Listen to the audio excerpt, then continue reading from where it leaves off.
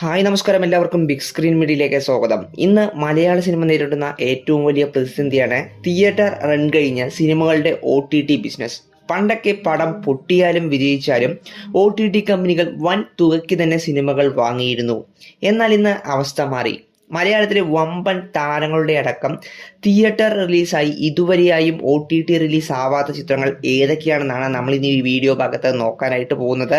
അതിൽ ആദ്യത്തെ ചിത്രമാണ് രാമചന്ദ്ര ബോസ് ആൻഡ് കോ. ഹനീഫ് അദേനിയുടെ സംവിധാനത്തിൽ 2023 ഓഗസ്റ്റ് 25 തിയേറ്ററുകളിലെത്തിയ ഈ ഒരു നിവിൻ പോളി ചിത്രം വലിയ പ്രതീക്ഷയോടെയാണ് റിലീസായത്. ലിസ്റ്റിൻ സ്റ്റീഫൻ പ്രൊഡ്യൂസ് ചെയ്ത ഈ ഒരു സിനിമ എന്നാൽ തിയേറ്ററിൽ അമ്പേ പരാജയമായിട്ട് മാറി. ഇപ്പോൾ 3 വർഷം ആവാൻ പോകുന്നു, ഇപ്പോഴും ചിത്രം OTT റിലീസായി എത്തിയിട്ടില്ല.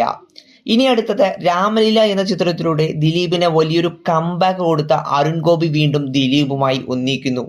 ഉദയകൃഷ്ണ തിരക്കഥയൊരുക്കുന്ന ഈ ഒരു ചിത്രത്തിൽ തെന്നിന്ത്യൻ സൂപ്പർ താരമായ തമന്ന ആദ്യമായി മലയാളത്തിൽ അഭിനയിക്കുന്നു. ഇങ്ങനെ വമ്പൻ ഹൈപ്പുമായി വലിയ ബഡ്ജറ്റിൽ 2023 നവംബർ 10 തിയേറ്ററുകളിലെത്തിയ ചിത്രമാണ് ബാന്ദ്ര. എന്നാൽ മുടക്കുമുതൽ പോലും തിരിച്ചു പിടിക്കാൻ ഈ ഒരു സിനിമയ്ക്ക് സാധിച്ചില്ല. തിയേറ്ററിൽ ചിത്രം കൂപ്പുകുത്തി. ഈ ഒരു ചിത്രവും റിലീസായി 3 വർഷം ആവാൻ പോകുന്നു. ഇതുവരെയായും ചിത്രത്തിന്റെ OTT റൈറ്റ്സ് വിറ്റുപോയിട്ടില്ല. വലിയ തുകയാണ് OTT കമ്പനികളോട് പ്രൊഡ്യൂസേഴ്സ് ചോദിക്കുന്നത്.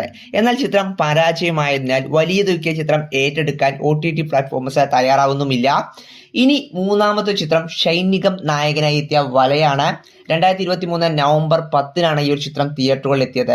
ഷൈനെ കൂടാതെ സണ്ണി വെയിൻ, സിദ്ധാർത്ഥ് ഭരതൻ എന്നിവരും പ്രധാന കഥാപാത്രങ്ങളെത്തിയ ഈ ഒരു ചിത്രം ഒരു ഇൻവെസ്റ്റിഗേഷൻ ത്രില്ലർ ആയിരുന്നു. ഈ ഒരു സിനിമയ്ക്ക് പോസിറ്റീവ് റെസ്പോൺസ് ആണ് തിയേറ്ററുകളിൽ നിന്ന് ലഭിച്ചത് എങ്കിലും സിനിമയ്ക്ക് പ്രൊമോഷൻസ് വളരെ കുറവായിരുന്നു. ഇത് ചിത്രത്തിന്റെ തിയേറ്റർ കളക്ഷനെ വലിയ രീതിയിൽ തന്നെ ബാധിച്ചു.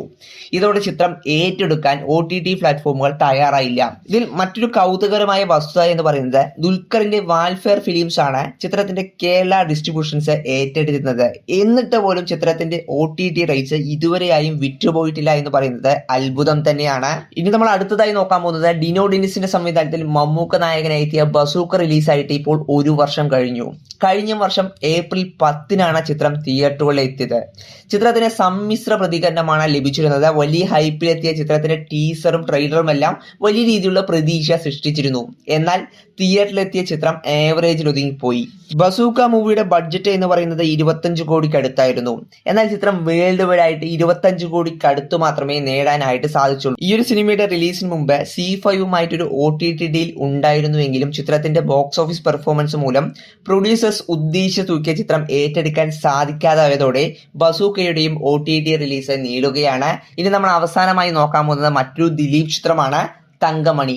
രതീഷ് രഘുനാഥൻ സംവിധാനം ചെയ്ത് ദിലീപിനെ കൂടാതെ പ്രണീത സുഭാഷ്, നിത പിള്ള, സിദ്ദിഖ്, സുദേവ് നായർ തുടങ്ങിയവർ അഭിനയിച്ച് 2024 മാർച്ച് 7 ഈ ഒരു ചിത്രം തിയേറ്ററുകളിൽ എത്തിയത്. വലിയ ബഡ്ജറ്റിൽ ഒരുങ്ങിയ ചിത്രം 1986 ഇടുക്കിയിലെ തങ്കമണിയിൽ നടന്ന യഥാർത്ഥ ഒരു പോലീസ് അതിക്രമത്തെ കുറിച്ചുള്ള ഒരു സ്റ്റോറിയായിരുന്നു.